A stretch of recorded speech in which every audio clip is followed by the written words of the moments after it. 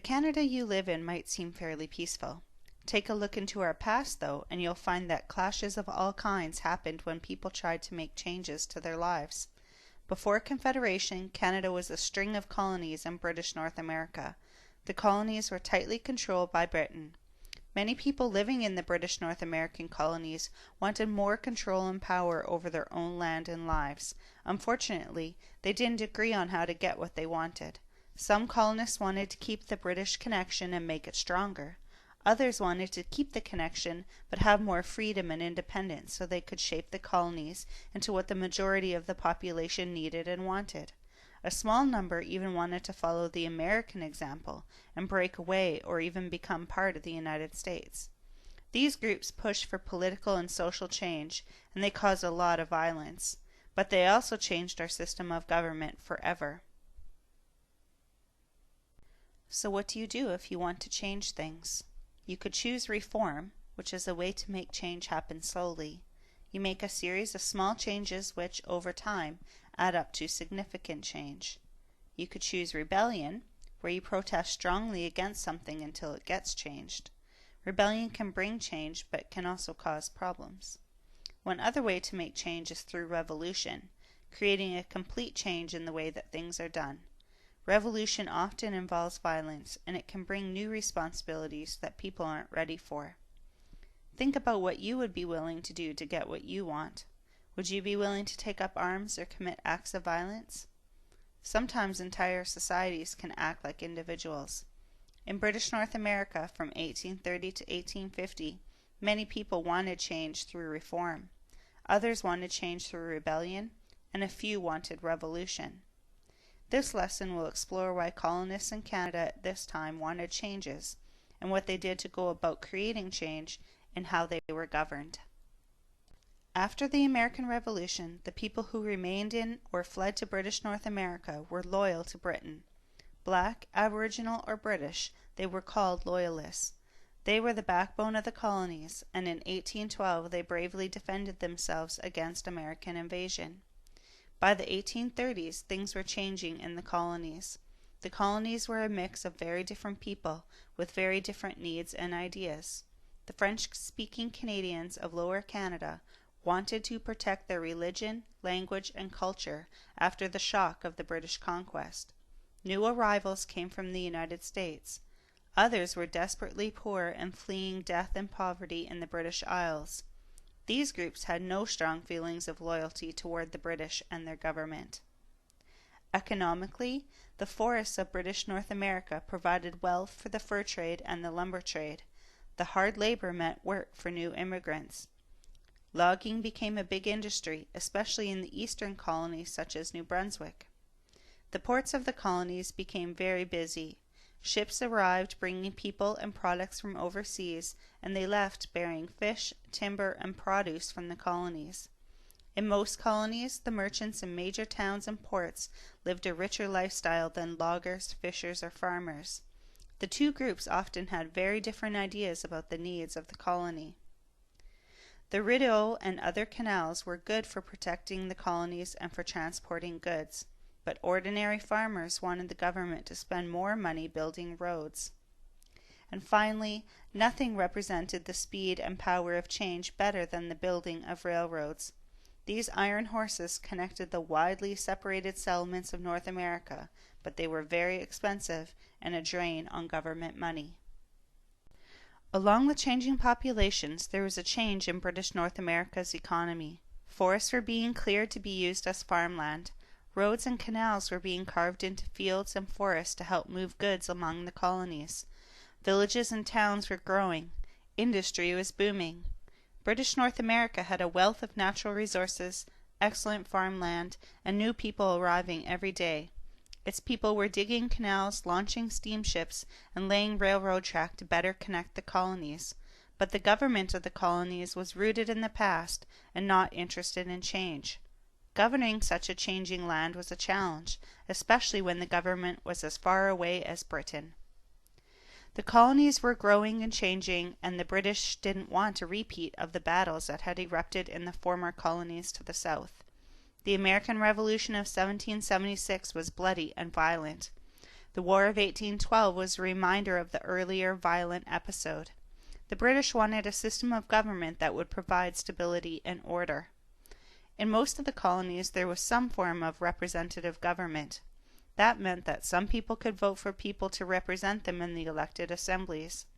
Unfortunately, these assemblies had limited power to make changes or take actions that their supporters wanted. Real power was in the hands of officials who were not elected, but who were appointed by the British government or its representatives. The governor was one such official, as were his hand-picked associates and advisers. Together they made up the Executive Council and the Legislative Council. These councils could, and often did, ignore the wishes of the elected representatives in the Legislative Assembly. The governors and councils were not responsible to the people or their elected representatives. They were only responsible to the British government and each other. Members of the councils were usually appointed for life, so they had a lot of power. Anyone who challenged this system was seen as a dangerous troublemaker. Eventually, frustrations got so bad in Upper and Lower Canada that some people took up arms to try and overthrow the system. There were violent clashes. Finally, though, there was reasoned debates, and responsible government was won through words, not bullets. Those who were active in the early politics of British North America generally fit into one of several loosely organized groups. These groups were not, however, political parties the way we think of them. These three groups were the Tories, the Reformers, and the Radicals. Although there were differences in opinion in how to make changes between these three groups, the issues were the same.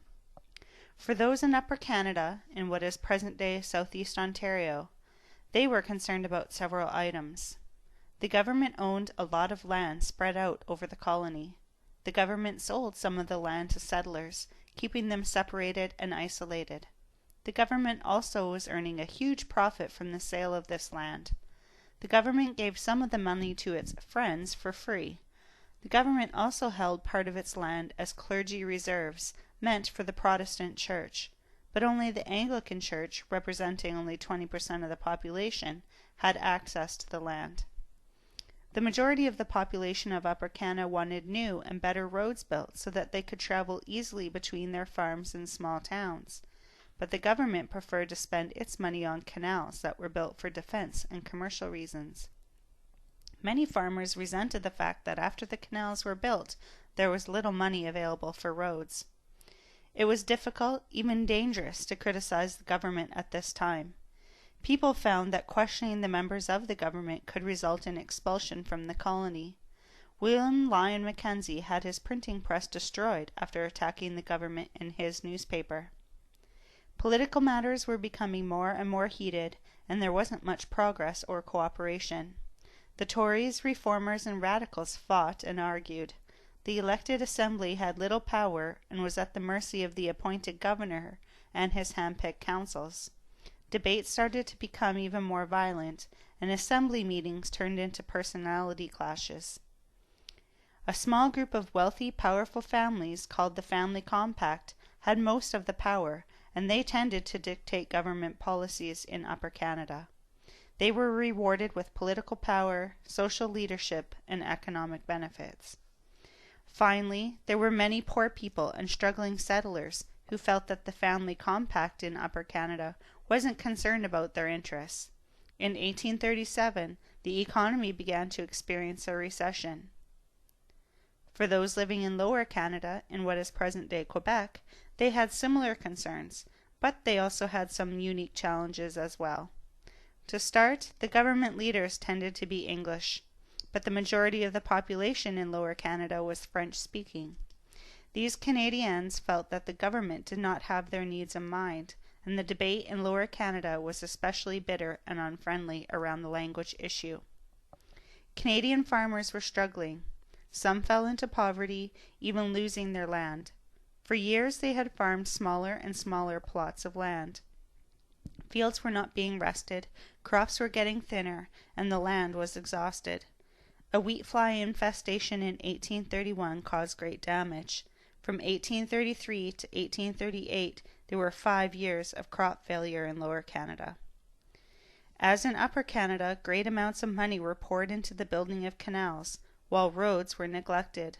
More canals were good for business and merchants, but not for the average Canadian.